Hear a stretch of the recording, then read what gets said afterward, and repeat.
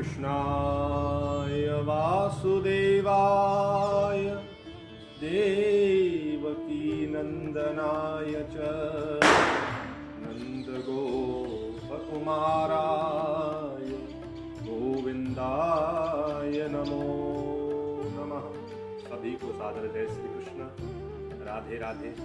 आज गिरिराज पूजन के पावन पर्व की आप सभी को हार्दिक शुभकामनाएं। हमारे संतों ने गिरिराज लीला का एक बहुत सुंदर अर्थ निकाला है। तो संत बताते हैं कि गौ का अर्थ है सात्विक श्रद्धा। गोस्वामी जी लिखते हैं सात्विक श्रद्धा देनु सुहाई, और वर्धन का अर्थ है विकास। हमारे जीवन में सात्विक श्रद्धा का विकास ही वास्तविक गोवर्धन लीला है। इस प्रकार ब्रज के गोप ग्वालों ने श्री कृष्ण के कहने पर इंद्र आदि देवताओं की पूजा को छोड़ करके भगवान गिरिराज की पूजा को किया।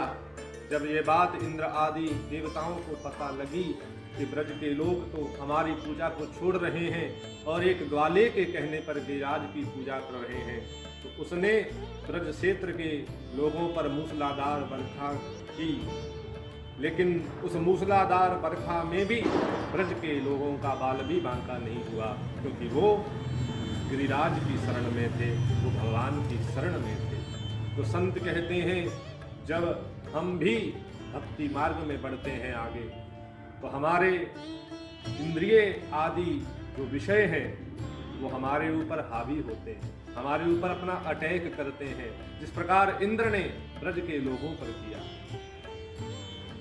जब जब इंसान भक्ति की तरफ बढ़ता है तब तब उसके रास्ते में बहुत सी कठिनाइयां आती हैं, बहुत से अटैक होते हैं।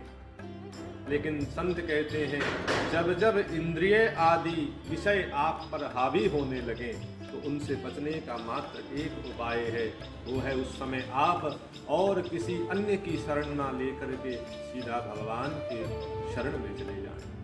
जिस प्रकार ब्रज के लोग किसी और की शरण में नहीं गए, सीधा श्री कृष्ण के पास गए और श्री कृष्ण ने उन सबकी रक्षा की। उसी प्रकार हम भी अन्य किसी की शरण ना लेते हुए सीधा श्री कृष्ण की शरण में चले जाएं, किसी गोवर्धन की लीला में की शरण में चले जाएं, तो कोई भी इंद्रिय रस हमारे ऊपर अपना प्रभाव नहीं दिखा पाएगा। इस प्रकार इंद्र अपना प्रभाव ब्रज के लोगों पर नहीं डाल पाया। तो वास्तविक गोवर्धन लीला का यही अर्थ है। और गोवर्धन का एक और अर्थ संत बताते हैं कि गौ माता का वर्धन हो, गौ माता का संरक्षण हमारे भारत देश में होना चाहिए। आज गौ माता की बहुत दयनीय स्थिति है। आज गौ माता की रक्षा के लिए हम सबको आगे आना चाहिए, क्योंकि अगर गौ माता यहाँ सुरक्षित नहीं होगी तो हम कभी भी सुरक्षित नहीं हो पाएंगे। अगर गौ माता नहीं होगी तो हमारा जीवन भी असंभव है। गोविंद तभी होंगे हमारे जीवन में अगर हमारे जीवन में गौ माता नहीं। पहले के समय में गौ माता हमारे घर में होती थी। आज हमने गौ माता को घर से तो निकाला ही है, लेकिन बहुत दुख की बात है कि आज हमने गौ माता को अपने दिल से भी निकाल दिया है। इस गोवर्धन के पावन पर्व पर हम सब यही संकल्प करें कि हमारे जीवन में गोविंद की भक्ति हो, हमारे जीवन में सात्विक श्रद्धा का विकास हो और हमारे जीवन में गौ माता की भक्ति हो, गौ माता का संरक्षण हम सब मिलकर के करें। यही वास्तविक गोवर्धन हमारे जीवन में घटित होगा और यही संकल्प हम सबको लेना चाहिए इस गोवर्धन के पावन पर्व की पर। एक बार पुनः आप सभी को गोवर्धन के पावन पर्व की हार्दिक शुभकामनाएं और बहुत बहुत बधाई।